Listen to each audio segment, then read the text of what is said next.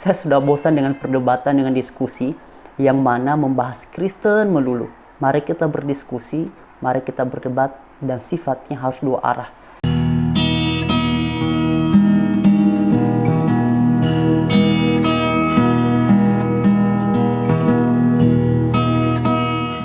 Oke, shalom teman-teman, selamat sore dan selamat beraktivitas bagi kalian semua. Dan mari dalam bagian ini sama-sama kita dengarkan satu cuplikan video dan nantinya akan kita tanggapi sama-sama. Di dalam ajaran Kristennya, Yesus disebut sebagai Allah, Yesus disebut sebagai anak Allah, Yesus disebut sebagai firman Tuhan, tapi Yesus juga disebut sebagai anak Maria atau putra Maryam. Putra Maria.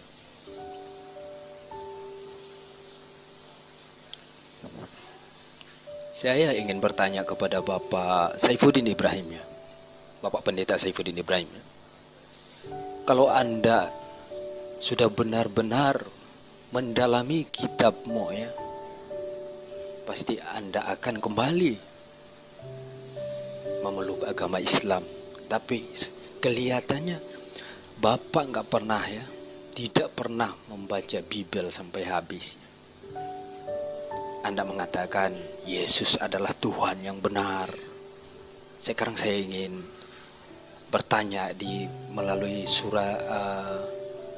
melalui Bible ya, Matius ayat 15 ya. Jawab Yesus, "Aku diutus hanya kepada domba-domba yang hilang dari umat Israel." Apa artinya aku diutusnya? Masa Tuhan pun diutusnya?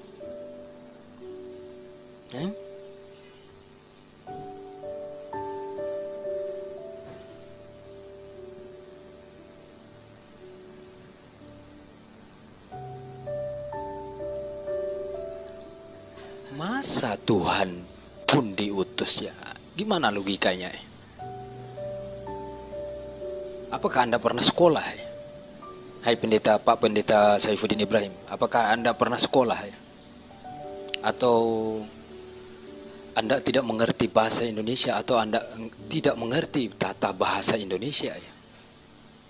Nah teman-teman sekalian, itulah cuplikan videonya, dan sebelum saya atau kita sama-sama menanggapi berkaitan dengan ayat yang dia gunakan dalam bagian ini sebagai salah satu referensi untuk mengajak Pak Pendeta Saifuddin Ibrahim berdebat ataupun berdiskusi, saya mau sampaikan kepada mualaf ini.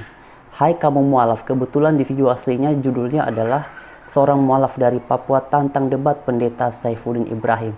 Hei dengar kamu mualaf, bila Anda merasa punya kompetensi, mari kita berdebat tetapi dengan syarat dua arah. Karena saya sudah bosan melihat perdebatan tetapi yang dibicarakan adalah iman Kristen terus. Kalau Anda merasa bisa untuk berbicara tentang iman orang lain, tentu sebelumnya Anda telah memahami apa yang Anda imani di dalam keyakinanmu. Dan oleh karena itu dalam bagian ini, sebelum Pak Pendeta Saifuddin Ibrahim menanggapi ocehanmu dalam bagian ini, mari saya ajak Anda untuk berdiskusi dengan saya secara live. Apapun topiknya silakan Anda tentukan, dan juga bisa saya tentukan, tetapi saya kasih Anda kesempatan untuk menentukan apa topiknya. Tetapi dengan catatan haruslah dua arah. Nah kemudian mengenai pertanyaan yang Anda ajukan dalam bagian ini kepada Pak Pendeta Saifuddin Ibrahim, apakah Anda sekolah ataukah tidak? Anda tahu nggak? Itu pertanyaan yang tidak relevan, dan ini sekaligus menunjukkan atau Anda sedang mempresentasikan ketidakmengertian ataupun kebodohan Anda sendiri. Kalau Anda mengajak orang lain untuk berdiskusi, untuk berdebat, tentu sebelumnya Anda sudah tahu siapa orang itu, setidaknya pendidikannya apa, atau kompetensinya apa, atau posisi ataupun statusnya apa. Jadi ketika kemudian Anda kembali mengajukan pertanyaan seperti Anda sampaikan tadi, ini menunjukkan ketidakmengertian Anda. Itu pertanyaan yang tidak relevan. Dalam berdiskusi, dalam berdebat, itu pertanyaan yang tidak relevan. Apalagi itu tadi Anda sampaikan setelah Anda membacakan ayat yang Anda sampaikan dalam bagian ini dalam Matius pasal 15. Nah, mengenai ayat yang dibicarakan dalam bagian ini. Nah, ini seperti yang saya sampaikan sebelum-sebelumnya, teman-teman. Para mualaf ini kalau berbicara tentang Alkitab, mereka akan membahas ayat-ayat yang menguntungkan mereka, tetapi mereka tidak mau membicarakan ayat-ayat yang lain. Oke lah, sebelum kita membahas ayat ini, dan sebenarnya saya tidak mau membahas ayat ini dalam bagian ini, saya mau ini dibahas pada sesi live nanti ketika orang ini mualaf ini bersedia menerima ajakan saya ini untuk berdebat secara langsung melalui live. Jadi di dalam Alkitab kami, kalau Anda mau membaca silakan saja. Tetapi Anda tidak boleh berhenti pada ayat-ayat yang Anda sukai saja. Karena Alkitab kami itu kompleks. Dan satu dengan yang lainnya saling terkait. Jadi kalau Anda membaca ayat ini silakan saja. Tetapi Anda tidak boleh mengabaikan konteks apa yang terdapat di dalam ayat ini, di dalam pasal ini. Sehingga ungkapan itu dimunculkan atau disampaikan oleh Tuhan Yesus.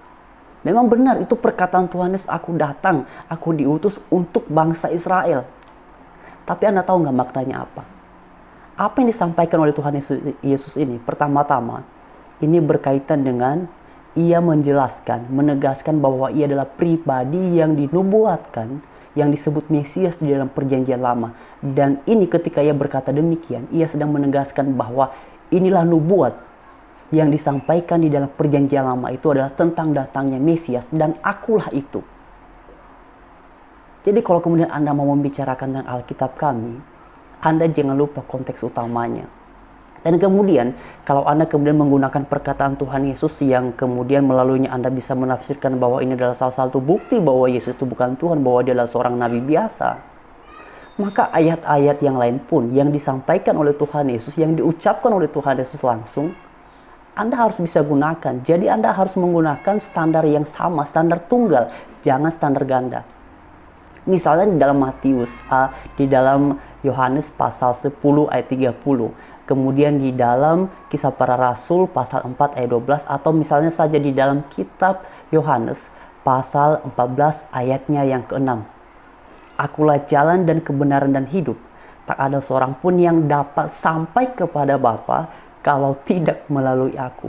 Anda tahu nggak ada berapa kata penting di situ? Akulah jalan, kebenaran, dan hidup. Anda tahu nggak ini? Silakan Anda nonton video-video saya sebelumnya. Karena ayat ini pernah dibahas oleh Nandar. Dan pada akhirnya ayat ini justru membuktikan bahwa Yesus adalah Allah yang sejati. Bahkan dengan menggunakan model penalaran dari agama Anda sendiri. Anda tahu nggak salah satu dari 99 nama. Anda tahu kan itu ya? Hidup, jalan, dan kebenaran. Anda tahu? Jadi kalau Anda mau berbicara tentang iman Kristen, sebaiknya Anda belajar dulu tentang apa yang Anda yakini di dalam keyakinanmu, barulah pada akhirnya Anda ngoceh tentang iman Kristen. Dan sekali lagi saya sampaikan ini, hai mualaf, kalau Anda merasa punya kemampuan, kalau Anda merasa bisa, silakan terima tantangan saya ini. Saya menunggu respon Anda, dan karena itu kepada teman-teman saya sekalian, silakan sampaikan ini kepada beliau. Silakan sampaikan ini kepada beliau agar beliau dengan segera mengetahuinya, dan saya menunggu respon Anda. Nanti siapapun bisa menjadi moderator. Terima kasih teman-teman. Saya minta bantu kalian berkenan men-share ini supaya beliau dengan segera mengetahuinya. Dan pada akhirnya Tuhan Yesus memberkati kita semua. Haleluya. Shalom.